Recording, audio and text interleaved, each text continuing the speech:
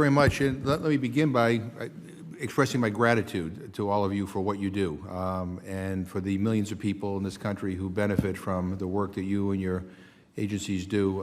I think the programs that you oversee represent the best of this country, and I think that one of the things that you made this point that the number of people on the SNAP rolls is decreasing, but the reality is that there are still a lot of people on SNAP, and a lot of the people on SNAP are working people, because they, quite frankly, they're working and they don't earn a decent wage, so they still qualify for government assistance.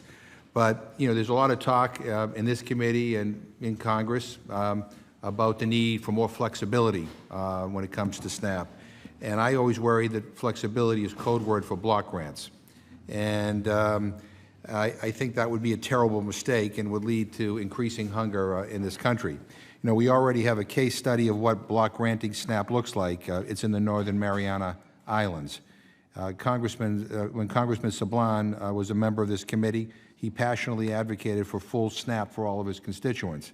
And right now we're seeing the shortcomings of block grants. The islands were devastated by a recent typhoon, and thousands of residents are in need of food assistance. But with a fixed pot of money, the SNAP block grants simply can't keep up with the demand. So can you talk a little bit about what we're learning from the situation in the Northern Mariana Islands right now, and what are the limitations of a block grant in cases of natural disasters or other emergency situations? And is this really the kind of flexibility that we ought to be expanding? I just say one final thing. If I have a critique of the program, it's that the benefit is not adequate to meet a family's needs. When I go to food banks at the end of each month, a lot of the people that are in line are families who are on SNAP because their benefit has run out. And so granted, the mood in this Congress is not going to expand SNAP. I wish it would, but we ought to understand that this benefit is not adequate to meet the nutrition needs of a family. But I'd yield to you on that and on the issue of block granting. Well, let me say I agree with you. I think in the food banks and food pantries, that testimony may have come before the subcommittee, but food banks across the country, food pantries, my wife volunteers at one at a church here in the district. Toward the end of the month, the numbers who come in for those suppers go way up, because people, whether they're working or on fixed incomes, they run out of money. So that's a fact of life that we're very mindful of. On the question of block grants, to me, the most powerful evidence about the inadequacy of it at times of real change in the American economy is what has occurred in the TANF, or Cash Assistance Program. For many years, I was a State Health and Human Service Commissioner. For most of those years, when it was either called food stamps or later called the SNAP program, in the early years of SNAP, about 30% of the households who were receiving food stamp benefits were also receiving cash assistance through the TANF program.